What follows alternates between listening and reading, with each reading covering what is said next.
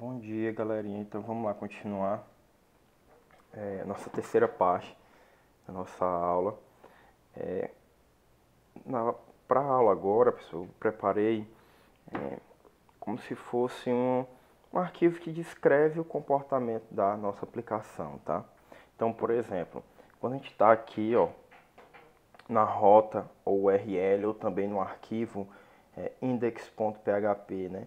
E esse arquivo ele recebe uma requisição do tipo get, né?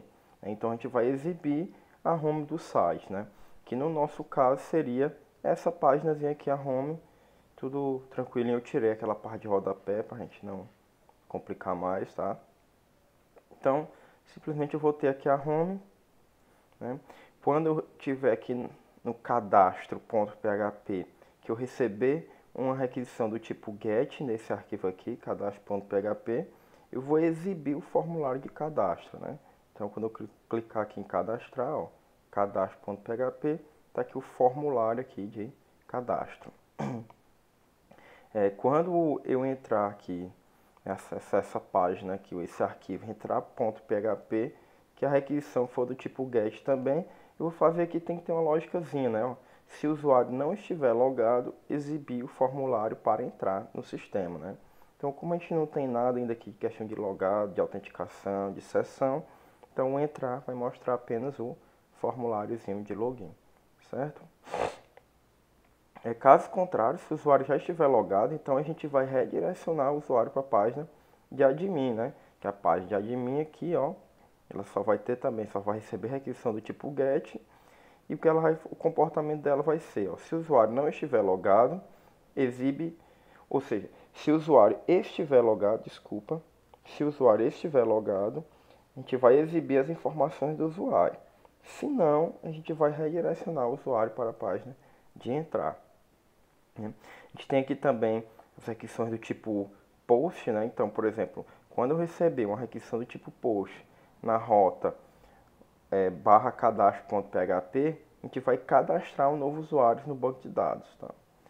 Quando a gente receber uma requisição do tipo post na rota entrar.php, a gente vai efetuar a autenticação do usuário, né, no sistema, salvando esses dados desse usuário na minha sessão. Né? Como eu falei para vocês, a sessão é como a gente pode guardar uma informação entre requisições. Né? E eu tenho ainda aqui também um post em sair.php que vai ser responsável por destruir a sessão atual do usuário. Né? Então, fazer o processo de deslogar, né? De sair do sistema. Então é isso, pessoal. Eu vou iniciar toda essa parte aqui pelo cadastro e eu vou utilizar aqui ó, o arquivozinho pdo.php que a gente viu na última aula, para vocês terem uma ideia, tá? Tem muito códigozinho aqui, só a gente dar uma copiar e colar, tá? Mas vamos lá, pessoal. Começando pelo cadastro. Então, como eu disse para vocês, na página de cadastro aqui, ó, quando eu receber uma requisição do tipo get, eu vou mostrar esse formulário. Mas quando a requisição for do tipo post, eu vou fazer o cadastro em si no banco de dados, né? Então eu vou cadastrar um novo usuário no banco de dados. Então, primeira coisa que eu tenho que fazer aqui é verificar então se a minha requisição é do tipo post. E eu faço isso através dessa verificação aqui, tá? Então, se eu recebi alguma coisa, se essa variável post ela contém algum valor, então é porque eu recebi uma requisição do tipo post. Uma vez que eu faço essa verificação, eu preciso agora me conectar ao banco de dados, né? Porque eu vou de fato agora fazer os cadastros no banco de dados. Então, para a gente se conectar com o banco de dados, a gente já viu aqui, ó, como é que a gente faz, tá? Eu vou copiar aqui, vou colar, certo? Então, aqui eu estou me conectando ao banco de dados, né? Estou dizendo aqui, setando um atributo de modo de erro do PDO para ele lançar uma exceção quando acontecer algum erro. E aqui eu vou continuar com aquele códigozinho de inserir, né, um novo usuário. Então, vou copiar isso daqui. Aqui eu vou colocar tudo dentro do mesmo try catch, tá pessoal? Não tem problema nenhum, certo? O importante é que se acontecer algum erro aqui, esse catch aqui vai capturar esse erro.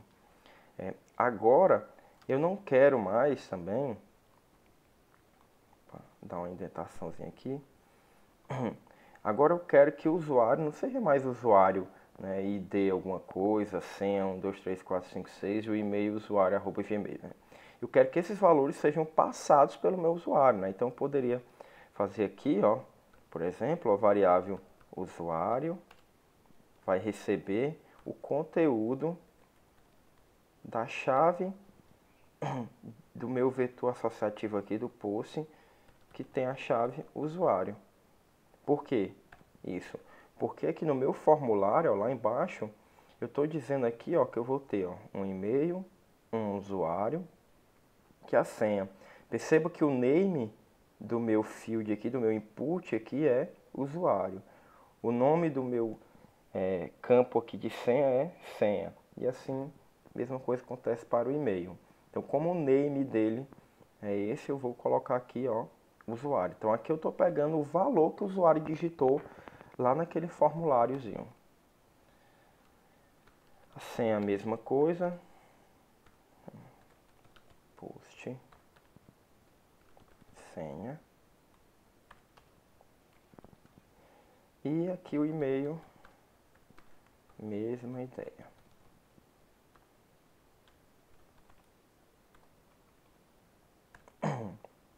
Então, uma vez agora que eu tenho essas variáveis aí, não, eu já peguei aqui todos os dados que o usuário digitou no meu formulário. E aqui agora, ó, eu vou passar esses dados, em vez de eu ter aqui usuário, né, eu vou passar a variável usuário, ou seja, o conteúdo que o usuário digitou, mesma coisa aqui para a senha e a mesma coisa aqui para e-mail. Certo? Então acredito que até aqui no problem, né? Só organizando aqui, fica mais bonitinho. E aqui daquela mesma ideia, tá? Eu vou ter aqui um prepared. Esse prepared vai ser exatamente o insert int usuários, o valor de usuário, o valor de senha, o valor de e-mail. E os values aqui vai ser usuário, senha e e-mail, tá? Quando a gente mandar aqui o execute, eu vou passar aquela variável novo usuário que vai ter as informações de usuário, senha e e-mail. Pronto, se isso aqui der certo, então, né? Então, se isso aqui executar sem nenhum probleminha, o que é que vai acontecer aqui? Vou colocar aqui para facilitar.